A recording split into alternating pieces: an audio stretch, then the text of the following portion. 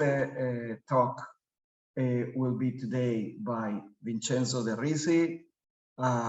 Vincenzo, I think, is well known in the forum, but I still would say that he's currently at the Laboratoire Faire Sciences Philosophie Histoire in Paris, but also at the same time, he's a group leader at the Max Planck Institute for Wissenschaftsgeschichte in Berlin, and he has been invited to several places as an invited professor, most recently to as a Whitney Oates Fellow in the Humanities Council at Princeton, and he has written extensively in various topics related in various ways to our session today, but particularly on the history of the axioms of the books of Euclid. And precisely today, he will speak about the provability of axioms, genesis and downfall of a scholastic theory, which again seems to be a very interesting topic. I'm sure we all will enjoy from the talk.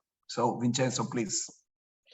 Thank you very much, Leo, and it was a very generous presentation, and thank you, Clelia, for the invitation and for organizing all of this. I mean, I really appreciate, and I have to apologize for not having been assiduous to the seminar, and also because I have to catch a train this evening and I will leave at 6:30. So I apologize with all the present. I'm sorry. So concerning the probability of axioms, so this is part of a broader research on the history of axiomatics, and one of the questions that is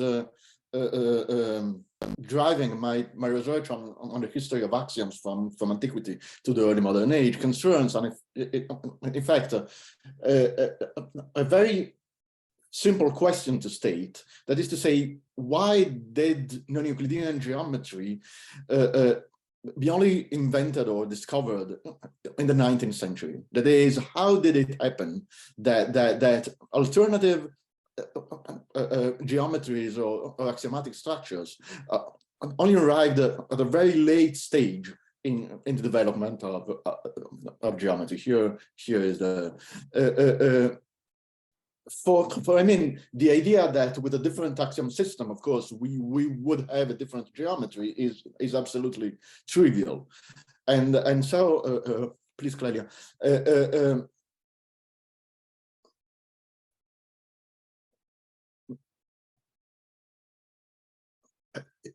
The question that arose in my study on the axiomatization of the elements of Euclid in the past years was why, even though there was a huge transformation of the axioms of Euclid, this did not produce any new geometrical theory.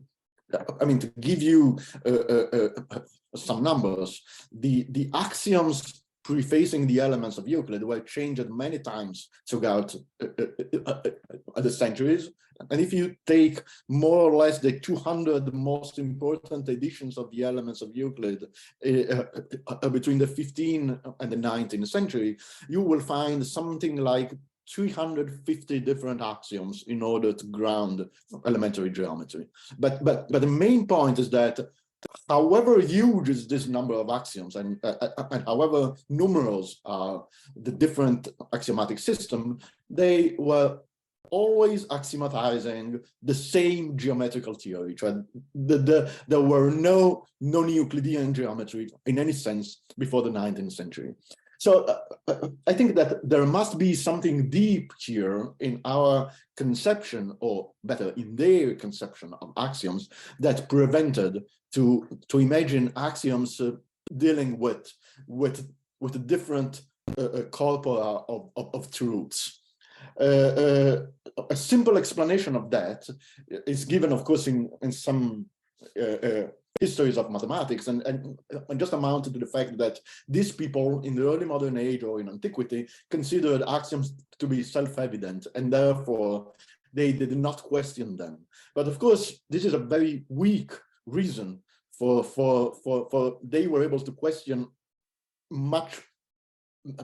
many more things. I mean, think to the Greeks, think to Descartes, think to anyone you want. I mean, it's not that this kind of people doubting about everything would have stopped at the evidence of an axiom. So I was looking for a more general conception of axioms that could prevent this discovery. So I don't think that there is one single explanation for this, of course, but I think that there is one important force in the early modern age that somehow prevented to explore different axiomatic systems that may produce different geometry. And I think that this is a scholastic theory that was created in the Middle Ages and was extremely influential in the early modern age. Please, Clelia. And the idea is that the axioms themselves are not principles, I mean, first principles that have no grounds at all before them, but rather that axiom can be proven from the definitions of the terms employed. If you accept this peculiar way of looking at axioms, which seems very, very, very alien to us today, of course, you have that axioms are provable and that geometry is somehow an axiomless science in our sense, because it is not grounded on any statement that you have to accept for granted, that you take for granted at the beginning of your inquiry. The only thing that you have to do is to define the basic terms, a straight line, etc., and then everything would follow from the definitions alone. And in this sense, whatever axioms you may put there, they will be just reformulation or statements which are derivable in some sense from the definitions of the terms. So if you look, for example, at Clavius' definition, a Clavius edition of the element from 1574, which is the most important and widespread edition of the elements, you find this very peculiar thing. I mean, in these pages, Clavius is listing some of the axioms of Euclid, and after each axiom, he provides a demonstration of the axiom itself. I mean, this is absolutely crazy for us. You prove all the axioms from the definitions. Of course, if you are in this epistemological framework, you cannot possibly produce anything like non-Euclidean geometry. So I wanted to investigate in particular this kind of idea, the idea that you can prove axioms starting from the definitions. Please, Clelia.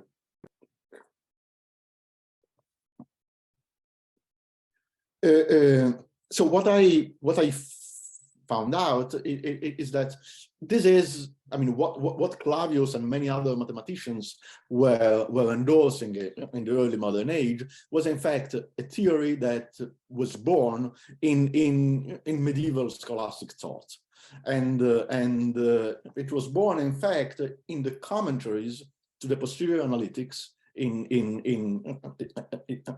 the medieval age, and was somehow born out of a very peculiar, well, I would not say wrong, but in any case, non-textual interpretation of Aristotle. Because of course, in the real text of the posterior analytics, you do not find anything to this effect. I mean, Aristotle never says that you can prove principles of demonstration from the definitions. That is something that it's just not there in Aristotle.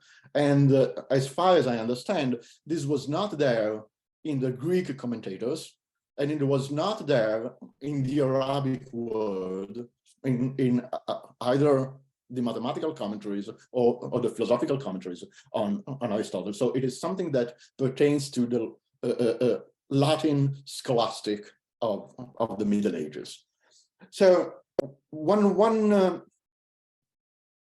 the single passage that I found more significant in this respect is a passage from the posterior analytics of Aristotle. I apologize if I go a bit technical here, but I think it is important. So Clelia, you may show it.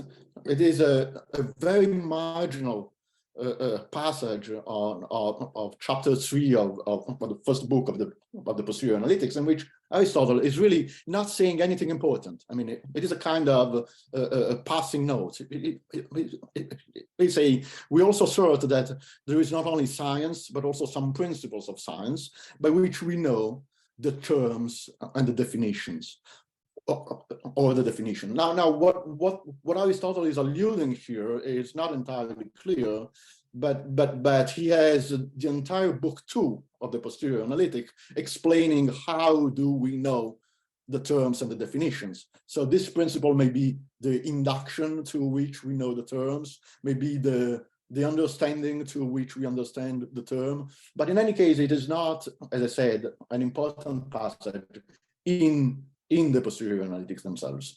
Now, the Latin translation of this passage was made by James of Venice in the 11th century and contained a mistake. That is, the Greek he that you find there was translated as in quantum, which is wrong in this context. So he translates something that in English would sound, we also assert that there is not only science, but also some principles of science, insofar as we know the terms or the definition. So since we know the terms and the definitions, then there are some principles of science. This is, I mean, not a big deal, but apparently a lot of scholastic commentaries concentrated on this sentence in particular. I may add that in the following tradition, this sentence was corrected, and we have a further translation of the posterior analytics, Clelia, in which William of Moerbeke restored the original sense of what Aristotle was saying, but this translation by Moerbeke had no diffusion whatsoever. So it was not read by anyone, and everyone continued to read the wrong translation by James of Venice. Please, Clelia. Okay, but go on.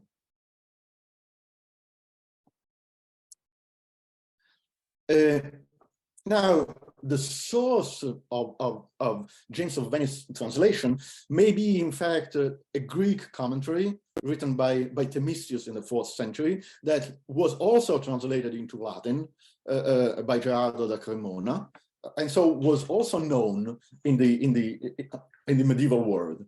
And in this commentary, Themistius is doing some strange thing. Perhaps even that the Greek text is corrupted, but in commenting that passage of Aristotle, Themistius writes this very complex Greek sentence that I will not read, but I would say that, I mean, he says that there is a principle by which the terms and the definitions are understood, and this is what Aristotle was saying. And but he adds, by which we understand the terms and the definitions of the other principles. So you have an axiom, like the whole is greater than the part. You have the terms there, the whole and the part, and you have a principle through which you can know what does it mean whole and what does it mean parts. So this is a belaboring of Aristotle's text that is probably wrong from the point of view of the Aristotelian exegesis, but maybe the starting point of all the discussion and further confusions in the scholastic tradition. So let's go to the main point. The main point is that Thomas Aquinas was commenting the posterior analytics, and was commenting the posterior analytics looking at James of Venice translation. And in commenting that passage, Thomas Aquinas advanced for the first time, as far as I understand, this theory that axioms can be proven from the definitions of the terms. He does this in a very long discussion in which he defines terms.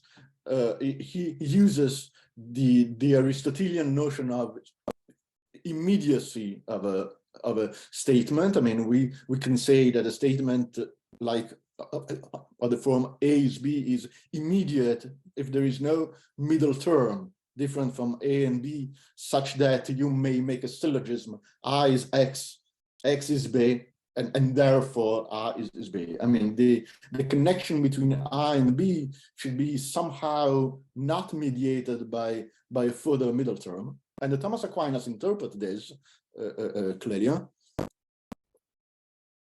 by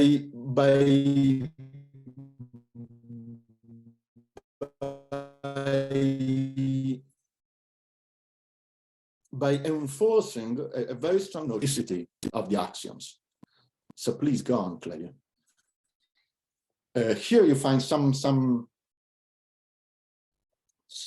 quotation from the interpretation of Thomas of the posterior analytics.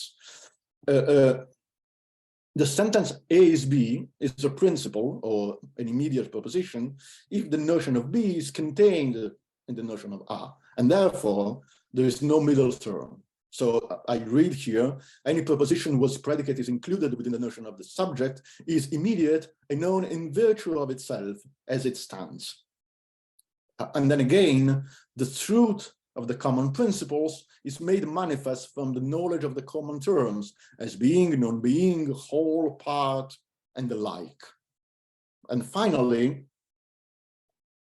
with a longer and more explicit quotation, Clelia, you see, but from those immediate principles are not, but those immediate principles are not made known through an additional middle, but through an understanding of their own terms. For as soon as it is known what a whole is and what a part is, it is known that every whole is greater than its parts, because in such a proposition, as has been stated above, the predicate is included in the notion of the subject. So you see, there is a clear conception of analyticity, and that the whole is greater than the part is of thinking to have somehow proven, or in any case, shown to be true by an analysis of the subject and the predicate. And please notice that he writes this sentence explicitly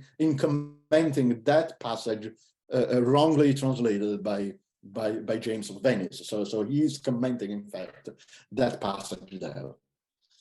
There are further subtleties on Thomas Aquinas' theory of immediate propositions and principles. I will not enter into them. I would say just that there is a line of Thomistic thinkers in the Middle Ages who accept and develop this line of thinking. So for instance, Giles of Rome, to say the most exceptional one, even says that the principle of contradiction can be proven from the terms employed in it. That is, from the notion of being and non-being. So you have a general theory about all principles that can be proven from the definition or the understanding of the terms. However, Thomas was not the only one to develop such a theory, because in the Middle Ages, also Duns Scotus had somehow a similar, not identical, but a similar theory. This theory was probably engendered by the reading of Thomas Aquinas' commentary, but it was also engendered by further problems with the transmission of the Aristotelian text, because Scotus, in fact, who never commented the posterior analytics, always quotes the posterior analytics from a collection of of sentences from Aristotle called the Auctoritates Aristotelis that were prepared probably in the 13th century.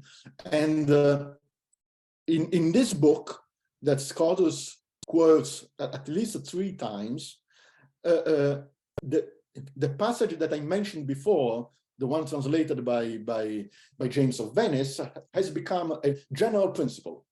You see, we know the principles insofar as we know the terms. Principia cognoscimus in quantum terminus cognobimus. So it has become a general principle of epistemology. You may recognize even the in quantum, which is the wrong translation of James of Venice of the previous passage. And from this sentence that Scotus believed to be Aristotle's own sentence, he developed a theory which is even more explicit than the one by Thomas Aquinas. You see, a self-evident known proposition is said to be one that gets its evident truth from nothing outside the proper terms which are part of it. That is, from no other propositional truth, but from itself alone, thus every whole is greater than its parts gets its evidence. It's the same example of Thomas Aquinas. That proposition then is known per se, which gets its evidence not from another proposition more known in its truth, but from its own intrinsic terms. And then again, a proposition. This is important because Scotus also have a particular theory of evidence, according to which the evidence is not much a psychological status, but rather an objective property of propositions. So if a proposition is such to be an immediate consequence of its terms, then this proposition is called to be evident, even though no one ever think about it or knows it. So he has this objective notion of evidence, which is in fact a kind of notion of logical consequence from immediate proposition, which became very much important because, of course, when you consider thinkers in the late Middle Ages or the early modern age saying that an axiom is evident, you have to think whether they are thinking to something like that is a logical property of the proposition rather than a psychological status. Okay. Well, so much for the Middle Ages. I would like just to say that, I mean, the theories of Thomas Aquinas and Scotus were not the only ones. There is a Thomistic line following Thomas, a Scotistic line following Scotus on this point, but there are, of course, other thinkers like Grosseteste, Barley, and others that propose other theories of axioms. But of course, in the 14th century, and then after that, the couple Scotus and Thomas basically became the authorities for the whole of late scholasticism, and so this explains why this theory was so much widespread in the early modern age and in all the textbooks. As a matter of fact, I may make some examples of these textbooks. The first one is the most important textbook in the early modern age. It is the Cursus Conimbricensis that you know was studied by Descartes, by a lot of modern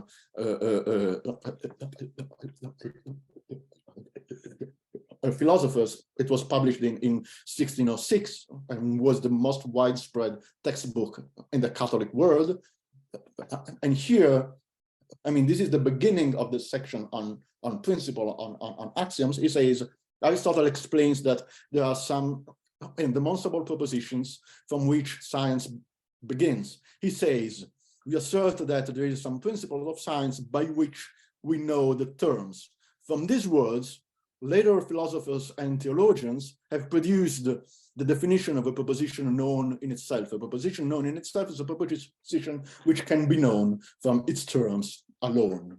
So you see here, at the beginning of the treatise on principles, the Conimbricenses quote the sentence which was mistranslated by James of Venice in its correct form, because in the meantime, it was corrected. And then they add that it is not Aristotle saying this, but later philosophers and theologians have extracted from this sentence an entire theory of the fact that principles or immediate propositions can be known from the terms alone. What is striking and important is that not only in the Catholic world this was true, but even in the Protestant world, because the other main textbook of the Renaissance, of the early modern age in the 16th century, was of course Petrus Ramus' Scholae Mathematicae. And in the Scholae Mathematicae of Ramus, you find exactly the same theory. That is, you find here one of the many quotes: postulates are deduced from definitions. The first and the second postulate from the definition of a straight line, and so on. And of course, you see that if you have the Conimbricenses on the one side and Ramus on the other side, there was no possibility of missing this theory. Now, things may be a bit more complex because some Ramist followers perhaps did not follow Ramus on this point. I'm still looking at all these textbooks, but in any case, I would say that Conimbricenses plus Ramus was more or less the whole of the world of education in the early modern age. So we can see just a few examples from the 15th and the 16th century. Borelli, for instance, who is a very important mathematician, he explicitly says, well, you see, axioms are speculative propositional theorems which are so self-evident that they need no proof, but it is necessary for the intellect to give its assent to them as soon as it understands their terms. And then again, you have many other examples. Clelia, you may go further. You have, for instance, Barrow. But if by the definition of the terms of the axiom proposed, there appear no axiom more simple, as if anyone should doubt whether the whole is greater than its parts, if no theorem of axiom or metaphysics can be found more certain, more evident, more simple than this, by which it may be demonstrated, we have to recourse to the definition of whole and part, greater and lesser, from the right position of which it will not be difficult to demonstrate that axioms, and the same reason holds in others. So the usual example that can be proven by the definition of the whole and part, and then I may continue with another couple of examples. Thomas Hobbes, as for those nociones comunes called axioms, they are from the definitions of the terms demonstrable, even though they are so evident that they need not demonstration. And of course, most of all, Leibniz himself, who built an entire epistemology on the demonstrability of axioms from the definitions. I mean, here the quote is a bit long, but